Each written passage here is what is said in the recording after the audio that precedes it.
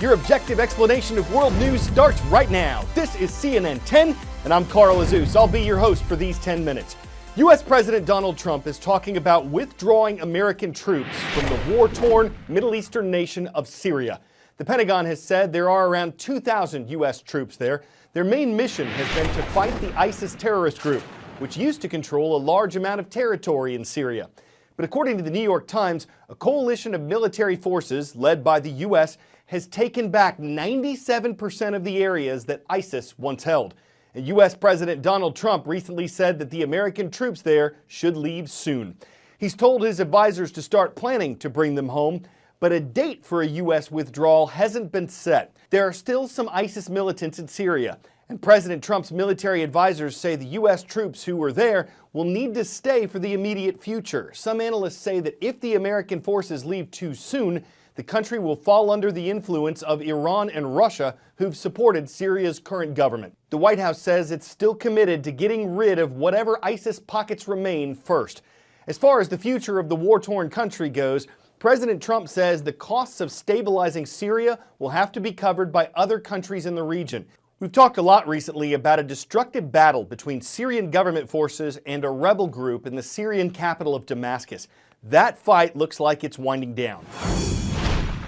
We're at the final entry checkpoint to Douma, which is the last rebel enclave on the eastern outskirts of Damascus. Now, what we've been seeing here is several buses with what we believe to be rebel fighters exiting this area. Now, most of those fighters in the past couple of days have been bussed to other locations, mostly in the north of Syria. The groups that we saw were not sure which rebel group they were from, and also were not sure where they were being taken. But in the past couple of weeks, the rebels have lost a considerable amount of territory here on the eastern outskirts of Damascus. They used to hold a gigantic area, but after extremely heavy fighting, tens of thousands of civilians fled this area, and then also thousands of fighters were bussed out as well.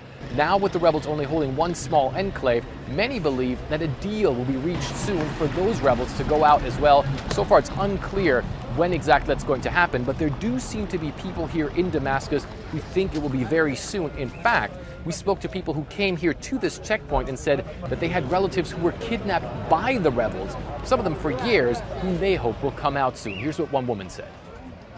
I depend on God, she says. This is my only hope. I will wait here as long as it takes for my father to come out. Now, the deal to try and get the last rebel group here in this part of Damascus, called Jaish al-Islam, to give up is being negotiated mostly by the Russians.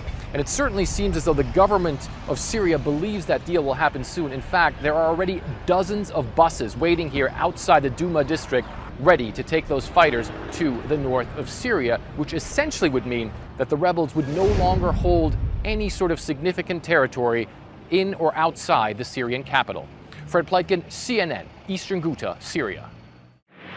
From the Middle East, we're taking you to the European country of France, where a strike is causing severe disruptions in the nation's train services.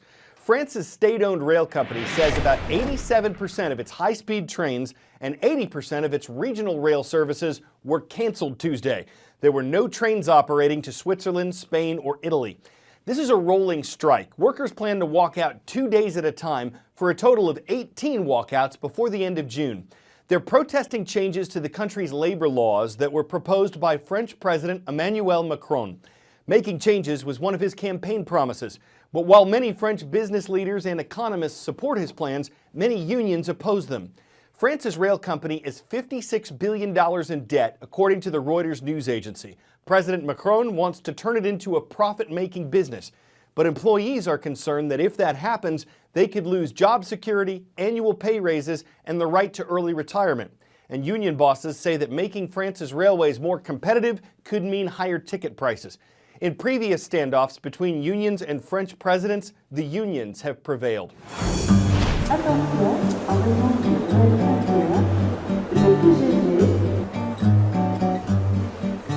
Every time there's a strike here, I get the impression that people around the world are saying, why don't the French just stop whining and get on with the work? Reforming the economy here closely follows Newton's first law of motion, inertia. At the root of it, I think the French are very conservative in the classic sense. They view change with suspicion at best and hostility at worst. And then there's a concept of droit acquis, acquired rights. It's a concept that is deeply ingrained in French society. It's the feeling that rights once acquired should never, ever be abandoned. Despite appearances to the contrary, French unions by the numbers are not all that strong. The difference between France and other countries, though, is that unionized workers are found in very critical areas: transportation, energy production, and the like. If they decide to go on strike, it can cause a lot of pain very quickly.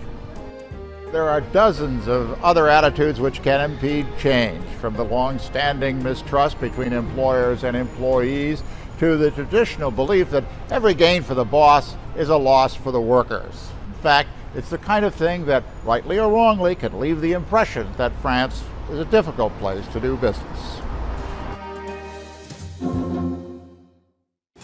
10-second trivia. Which of these sports venues is about 50 meters long? NBA basketball court, Olympic swimming pool, NFL football field, or NHL ice hockey rink? Of these options, only the Olympic swimming pool is 50 meters long.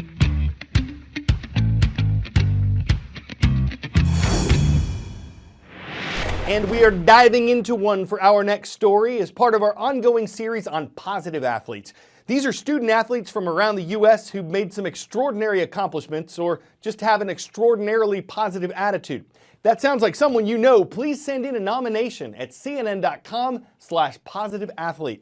A great example of one is a swimmer from Georgia named McLean Hermes. Go!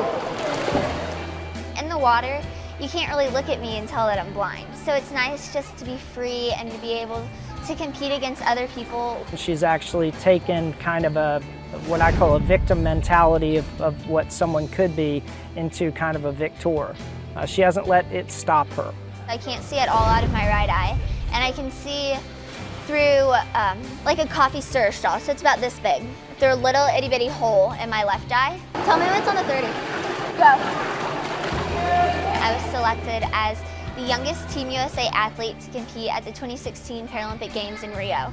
To be able to say, you know what, that little one right there, she's ours. Even just thinking about it now, it kind of gives me chills. I hope to compete at the 2020 Paralympic Games in Tokyo and medal there. I have a lot of pride with McLean and her swimming accomplishments.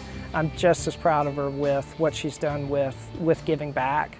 My dad and I decided once we got out of our dark time in our lives that we wanted to give back to other people and show them the love and support that we had been given. So we decided to collect shoes. In December of 2016, we donated over 3,500 pairs of shoes to the Atlanta mission, and that brought our grand total to over 19,000 pairs of shoes. Thank you. Thank you. What some might call a disability, I've turned it into my ability. So I've taken my blindness and I've turned it into my ability in the pool and my ability in my community to help others and inspire others. She doesn't want her sight back. If you asked her, she would say, no, I don't want my sight back. You know, maybe someday, but today she's good.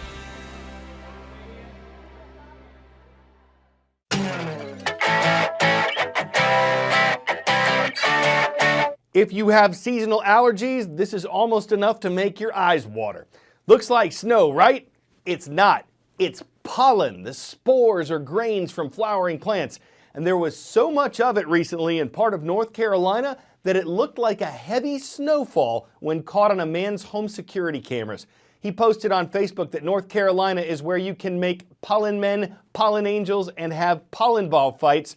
If you wonder why so many people are allergic, that's one answer. It's no further lie to say that it's simply a pollen. There's more than a grain of truth to that. We'd say it's nothing to sneeze at, but of spores it is. And I'm Carl Azuz for CNN 10.